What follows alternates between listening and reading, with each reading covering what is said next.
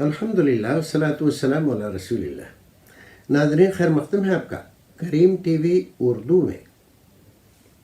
ایک صاحب کلکتہ سے کہتے ہیں میرا نام محمد زیان ہے، سوال کرتے ہیں کہ ایک آدمی کو سلسل بول کی بیماری ہے، ادھر وضو کرتا ہے پھر قطرہ نکل جاتا ہے۔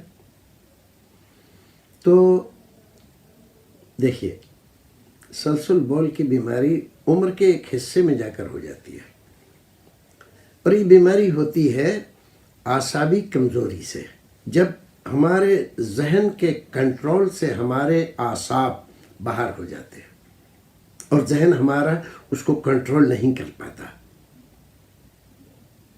تب اس طرح کی کیفیت، اس کو سلسل بول کہتے ہیں طبی یونانی میں۔ تو یہ بیماری ایک خاص عمر کے لوگوں کو ہوتی ہے، اور خاص طور سے ان لوگوں کو ہوتی ہے جن کی اعصاب توتر کا شکار رہتے ہیں، کمزوری رہتی ہے۔ تو سب سے پہلے تو ان کے لیے یہ ہے کہ وہ اپنے اس بیماری کا علاج کرائیں۔ یہ لوگ، ان کا مزاج سرد ہوتا ہے، بلغمی ہوتا ہے، تو ان لوگوں کو چاہیے کہ کسی اچھے معتبر حکیم سے ملیں اور اپنے مزاج کے بدلنے کے لیے یا مزاج کو گرم رکھنے کے لیے کچھ دوائیں استعمال کریں، جس سے مثانے میں ان کے طاقت پیدا ہو اور وہ امساک کی طاقت کو بڑھا سکے۔ دوسری بات، تو سب سے پہلی بات کیا ہے؟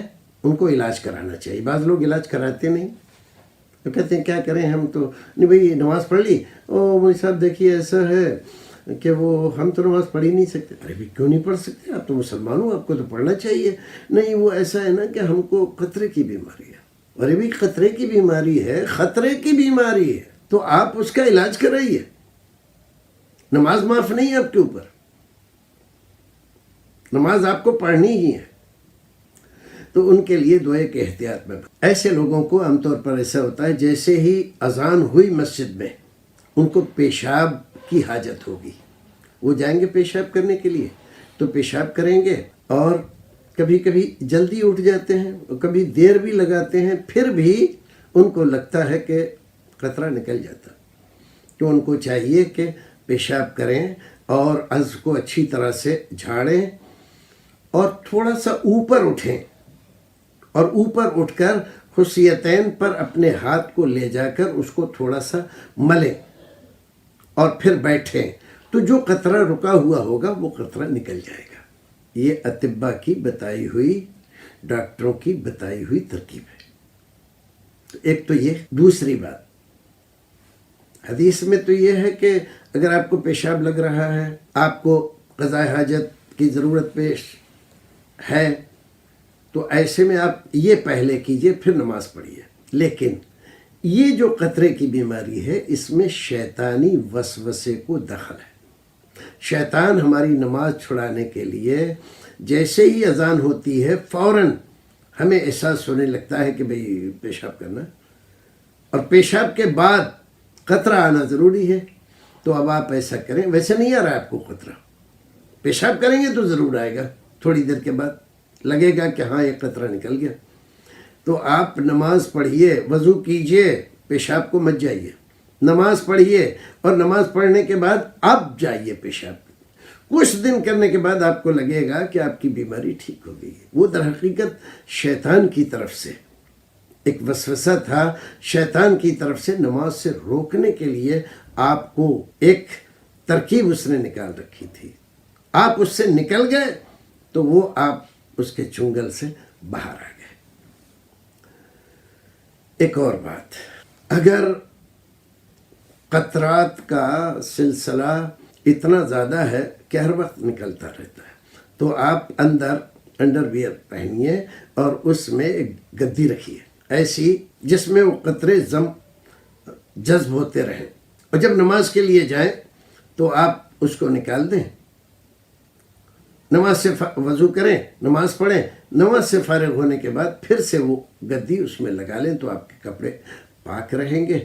نہیں تو ایک آدھ لنگی ایسی رکھیں کہ نماز پڑھنے کے لیے آپ نے جو پینٹ پہنے ہیں، شلوار پاجامہ کچھ بھی پہنتے ہیں آپ، اس کو نکال دیا، نماز پڑھنے کے لیے آپ نے لنگی کا استعمال کیا، وہ پاک صاف ہے، وہ آپ پڑھیے اس میں۔ تو اس طرح کی احتیاط، اس کا حکم علماء کرام نے، فقہاء نے بتلایا ہے کہ سلسل بول کا جو مریض ہے، جس کو ہر وقت قطرہ آتا رہتا ہے، یہ اس عورت کی طرح سے ہے جو استحاضے کا شکار ہے، حیض اس کا بگڑ گیا ہے اور وہ ہر وقت قطرہ آتا رہتا ہے اس کو۔ تو ایسی عورت کو جو رسول اکرم نے بتلایا ہے کہ وہ ہر 2 نماز، ایک غسل کرے گی اور دونوں نماز ایک ساتھ پڑھ لے گی، ظہر اثر ملا کر، مغرب و عشاء ملا کر، اور اسی طرح سے اور بھی، تو اس کا حکم اس کا ہے۔ تو اگر ہر وقت ٹپک رہا ہے پھر بھی تو اس کو یہی ترغیب بتلائی گئی ہے کہ وہ وہاں پر گدی لگائے گی اور نماز پڑھے گی، نماز نہیں چھوڑے گی۔ ایسے ہی یہ سلسل بول والا نماز نہیں چھوڑے گا۔ باقی آپ کے مقامی طور پر کوئی عالم ہو تو اس سے آپ اس مسئلے کو اچھی طرح سے سمجھ لیجئے۔ ویسے تو میں نے اس طرح سے بتلایا ہے کہ آپ کی سمجھ میں آ جائے، پھر بھی نہ سمجھ میں آئے تو آپ عالم سے پوچھ کر تسلی کر سکتے ہیں۔ پھر ملتے ہیں اگلے ایپیسوڈ میں۔ السلام علیکم ورحمۃ اللہ وبرکاتہ۔